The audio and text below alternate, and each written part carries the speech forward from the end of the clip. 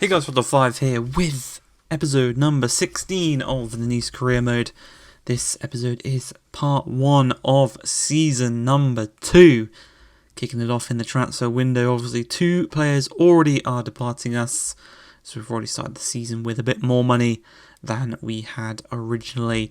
And we also let Budawai go to Wolfsburg for £35 million. He wasn't in first team plans, and £35 million for a bench player is pretty good money if you ask me. What we're going to do with that money is we're going to take it into the free agent market. We're going to go for Axel Jamais.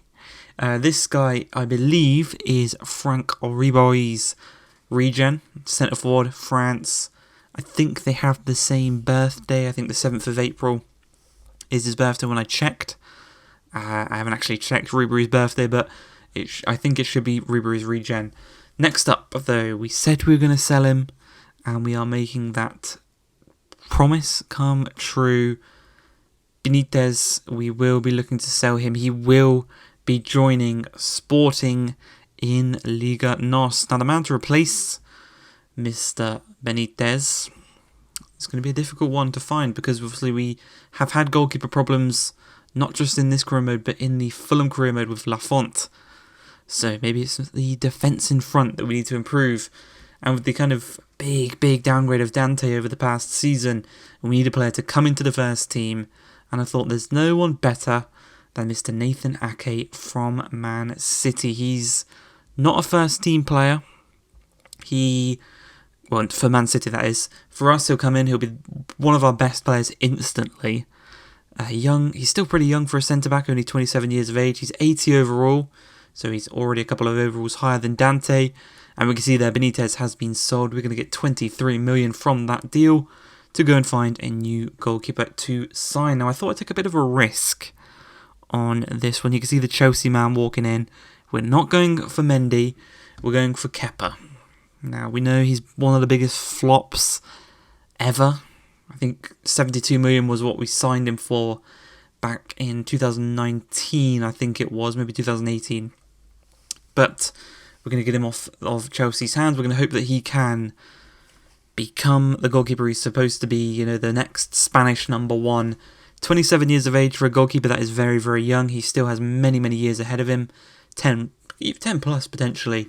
But he's going to come in, he's going to be one of our highest paid players. He's lower overall slightly than Benitez, but I think he has more potential. And yeah, hopefully we can revitalise his career and help him to become that player that he could have been and should have been when he joined Chelsea. Obviously, that first season at Chelsea, he won the Europa League for us. He also conceded 6 goals to Man City. So there's ups and downs of his career. Obviously, he's won multiple trophies at Chelsea. I think he just missed out on the FA Cup. That was with Conte. So I think he's actually won all the European trophies bar the Conference League. So he's got the Champions League, he's got the Europa League, he's got the Club World Cup, and he's got the Super Cup. Hopefully he can bring some of that into us. At 14 minutes into the game, he concedes to Gay. And I instantly thought, have we made a mistake here? Have we just gone and spent a lot of money on someone we knew maybe wouldn't be the best, and we've gone and just wasted all of our money? Thankfully, 33 seconds past the 33rd minute, Mr. Nicolas Pepe does score the goal to get us back on level terms. He's going to have a big season this season. I can feel it. And another player. We've actually changed formation. You may be able to notice on the kind of just the way we're playing. We've got a 4-3-3. So we've got Guerri, Delort, and Pepe as our front three, with Rosario and Thuram as the 2 defensive midfielders. The young Ribéry regen in that attacking midfield position. And then in defence, pretty much the same as last year. It is Bard, the new signing Ake. What's he? Oh my god, I've completely forgot his name. He's our captain for the season, and I've forgotten his name. And a towel at right back. It'll probably come to me randomly through this episode, but we are back in. Well, we're in front for the first time in this game. Just a few minutes into the second half, it is that man Delort continuing his fine form that he had at the end of the last season. And he goes and gets a second goal in the game just a few minutes after scoring his first, or so we thought. He just trickled offside. It's going to be called back, and the goal is not going to count, unfortunately, for ourselves. Because that could have been a goal and an assist for Pepe and 2 goals for Delort. But into the final 10 minutes, we're 2-1 up. A goal here should secure us in the 3 points, and that is exactly what we go and do. 10 minutes remaining. Claude Maurice assists Delort, and our Algerian striker starts off the season very, very hot, and things are looking good for ourselves. It should be 3 points picked up out of a possible 3 in this first game, but we're going to look to try and get a 4th goal here on the counter-attack as we lose the ball. It's Todibo. Todibo is the man.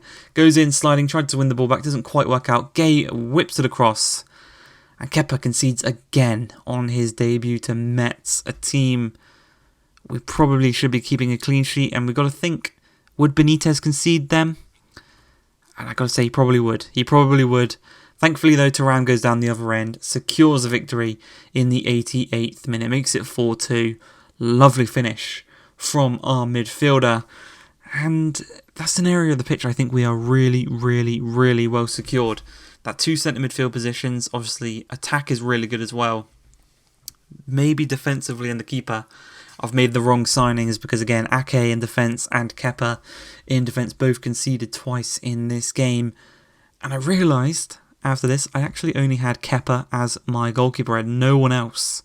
So I needed to sign a backup. I thought the man we had on loan, who went back to PSG in January of last year because he didn't play enough, Marcin Bulka, I believe the former Chelsea goalkeeper. So we have 2 former goalkeepers from Chelsea in the club. And we are going to sign this guy to a 4-year role.